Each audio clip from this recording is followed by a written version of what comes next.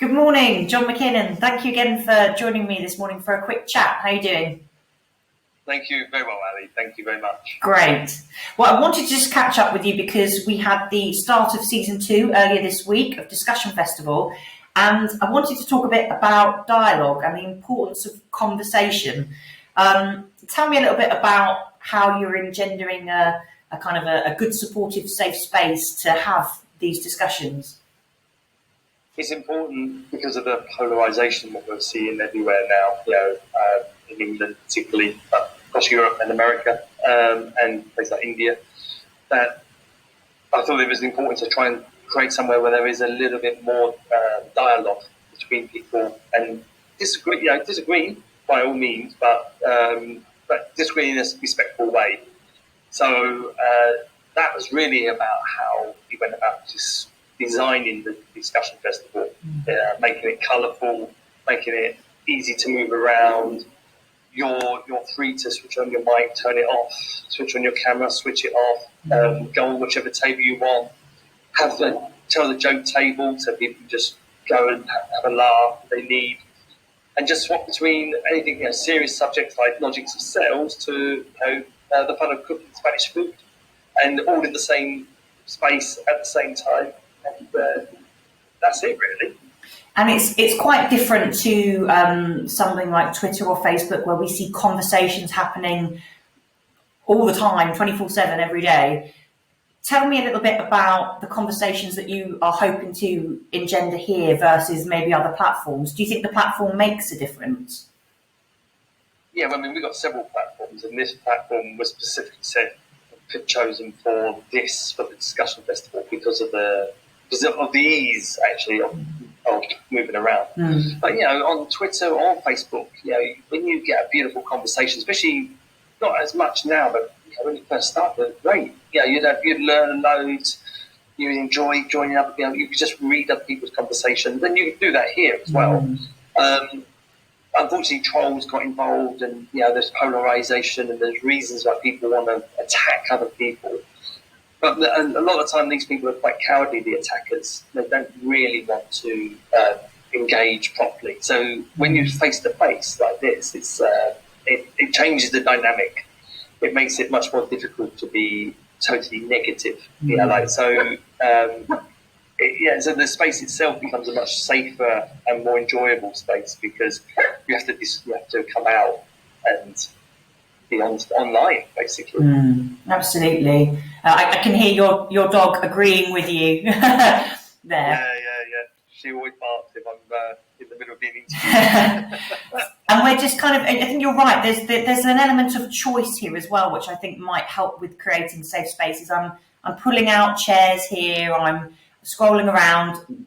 It's not like other platforms where you are sort of locked in. It seems like that there's a lot of freedom here, and that must be really quite beneficial to discussions.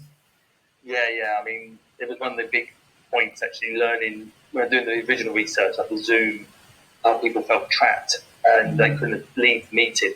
Here you're encouraged to leave the meeting, and you choose where you go. You choose when to come in, you choose when to go out, go and feed the baby, or go and make your dinner, go to the loo, come back again, or not come back. It's, and on there you can see up there on the screen, I think it says on this one, it said, just hop around, don't feel it's rude. Yes. So that's a really big thing, especially among the English. They find it really hard. We do. So I just encourage people just to hop away and visit as much as possible. And you don't know what you find. And most people ended up on tables that they didn't intend to. They came in for one table and ended up staying on another table the whole evening because they and they didn't even know they were interested in K-pop or they wanted to cook French food. Yeah. I guess one of the final things I wanted to kind of get your viewpoint on is that, we have lots of platforms now. There are lots of opportunities to connect, to talk to people. It's 2021. Clearly, there's a lot going on in the world right now. Do you still think there's a place and an importance for discussion and dialogue? More than ever. It's never been more important. There is a lot of platforms, and it's great. The more there are, I think it's important to put what we focus on is you tell us what your event is, and then provide the platform for the event, not try and squeeze it into Zoom or something.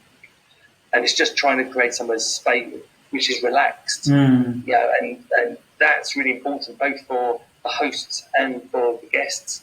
And that's the same whether you're talking business, you're talking a social club, whether you're talking a planning meeting. It's really important that people feel that their voice is heard and they can speak without shouting down, without being sort of overbearing, and being equal and respectful. And it's beautiful, and it worked really well. And season 1 has proven that, and I'm sure season 2 will be the same.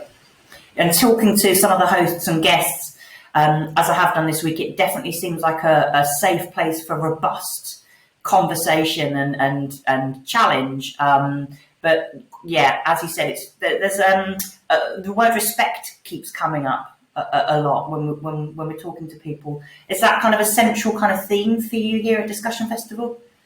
Yeah. I mean, respect just runs through the whole place. I mean, you put your camera on, I want to say robust is the right term. I mean, like conversations explored, and they can be explored deeply, and people disagree.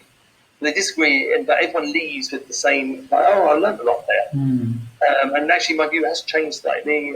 I don't agree with what Ali said about this, but she's got a good point there. And it's that kind of, and then people come back, and often you see people come back and they say, actually, I was thinking about what you said last week, and on goes the conversation. It's beautiful, very organic. So, John, tell us how we can get involved. If I want to come as a guest, if I'm a host, how can I come and join the next one? It's free for guests and for hosts. Guests can come every Tuesday, 7 to 10. Come in and come out as much as you like. Move around as much as you like. And for hosts, just drop us a line. And you can see the kind of tables on here already.